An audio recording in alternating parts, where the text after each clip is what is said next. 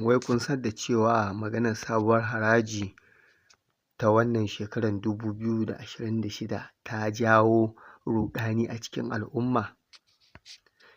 Kun sani da cewa shi shugaban ƙasa Tinubu ya yi mana ƙarya da cewa ita sabuwar harajin nan ba za ta shafi talaka ba, da cewa kuma za ta kawo sauƙin abinci a ƙasa da kayan masarufi. To duk wannan yaudara ce, don yanzu ga ta tana so ta kawo mana tashin hankali da tsadan kaya a ƙasa. Ku tuna tsadan kaya ya riga ya ɗora mu a kai tun da ya zo ya tarar da mai a 600 ya mai da ita wajen 1000, komi ya ninka. Shin wai menene talauta al'umma ne? Ya kasance duk abin da ka samu ba zai iya kai ka wani watan ba kafin ka samu wani in kai mai albashi ne. Kun san da cewa a yau duk inda mai albashi aka ce wai mafi ƙaranci 75,000 ɗin nan, duk da haka kuma nawa ne buhun shinkafa? Nawa ne burodin da za ka ci da kai da iyalinka? Nawa ne kuɗin motar da zai kai ka? A matsakaici idan an ce mafi ƙaramin albashi yana ɗaukan ƙilan 100,000 ne, an ce wannan minimum allowance ɗin ya zama 75 da sauran komai nashi an ɗaura ya zama 100-120. Kun san da cewa ba fa lalle ne ya isa mutum a ƙarshen wata ba?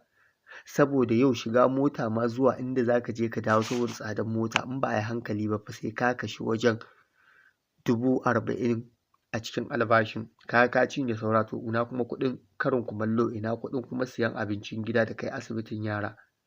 To an zo yanzu a yau masu POS a gari sun fara canza tsarin charges ɗinsu na POS. Da ku san da cewa yanzu al'umma an koma a karɓan kuɗi a POS saboda bankuna ba lalle su ba ku abin da kuke buƙata ba. Yadda ta sha'anin banki mutane da dama sun haƙura da ATM na banki an koma to POS ɗin yanzu sun shiga fargaban haka nan. To in gaya muku ba ma POS ba gaba ɗaya. Idan aka zo a harkar shipping line, wato wanda ake kira Port Authority da ake shigo da kaya daga ƙasashen waje, su ma fa yanzu suna mitin da cewa za su ɗaga farashin abubuwa saboda sun san cewa harajin nan zai fi hau kansu. To sai ku gaya min ta ina talaka zai samu sauƙin da ya ce wai talaka ne zai more wannan abin? Kuma duk wannan ruɗani da ake, ku sani fa shugaban ƙasa Tinubu fa baya ƙasar. An yi da shi ya ƙi tanka ma kowa, ya fice shi ba ruwan shi lamarin kowa. Kun san da haka nan? Saboda haka ya bar ƙasar. 'Yan majalisa da suka sa hannu su ma sun yi magana. Don yanzu maganan da nake yi majalisa sun bugo a jaridar Punch da cewa a je mutane su hau su duba wannan kadin da cewa abin da su suka bayar fa ba daidai ba ne da abin da shi ya wallafa ba akan wannan abin, su ma ya kaɗa kansu. Ku tuna na taɓa ba ku labari da cewa sanda yake gwamna a Legas, majalisun jiha sai da ya haɗa kansu, ya haɗa dambe, ya gwara su, sannan ya zo ya shiga tsakaninsu ya samu ya mulke su, yake mulkin su yadda yake so, ya ɗaura wanda yake so, ya hana wanda yake so, saboda ya gama haɗa faɗa ya samo kansu ya ɗaure. To haka yake so ya ma majalisar Najeriya. A yanzu Tinubu maganan da muke faɗa baya shakkun zaɓen kowa a ƙasar nan. Dan ganin yake ya ɗauko shugaban INEC nashi ya ɗaura, kuma shugaban INEC ɗin nan an yi ma ya sauke shi akan magana da ya yi na cewa a Najeriya ana kashin gilla ma Kiristanitin da ya jawo ɗaya daga cikin abubuwan da ya sa Amerika ta zo. Ya ƙi mai da hankali, ba ruwan shi, ba zai sauke shi ba, kuma ba za a tuhume shi ba.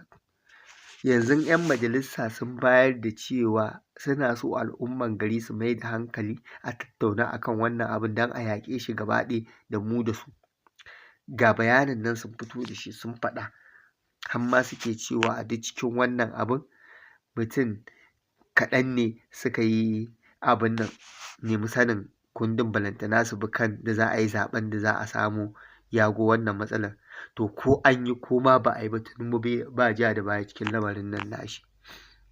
Wai kun sani da cewa Federal Inland Revenue Service an ƙirƙire ta ne a shekarar 1943, wanda in muna magana ana maganan wajen shekaru 70 zuwa 80 ne da aka ƙirƙiro shi.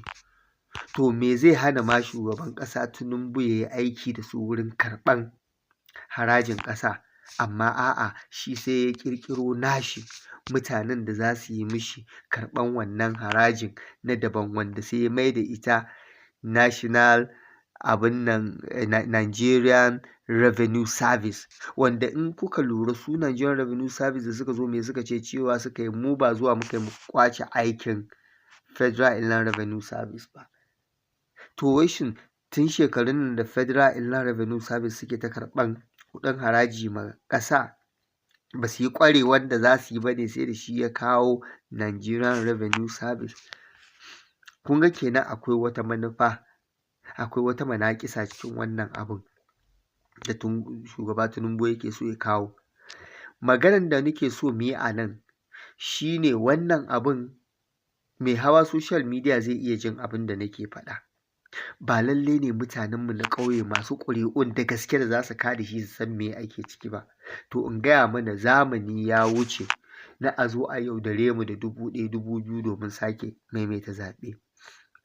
Abin da nake so mu fahimta, ba wai na ce idan an ba mu kan mu karɓa ba, ku karɓa ku kashe kuɗin ƙasa ya sata ya miƙa muku, amma ku yi a dage, jiki magayi, an taɓa gaya mana to yanzu za mu ji shi da gaske. Wannan magana ya kamata a yaɗa shi, ba lallai sai ka yi ma sharing ba, don in kana ma gudun kar ka yi sharing ta yaɗu a gari, a'a yadda ka ji ta kai ma sanar da saura, ka san da cewa ƙasar nan an fa maƙure mu an sa a buhu, kuma babu ja da baya in ba tashi aka yi gwauron zaɓi na gaske aka yaƙi wannan abun ba.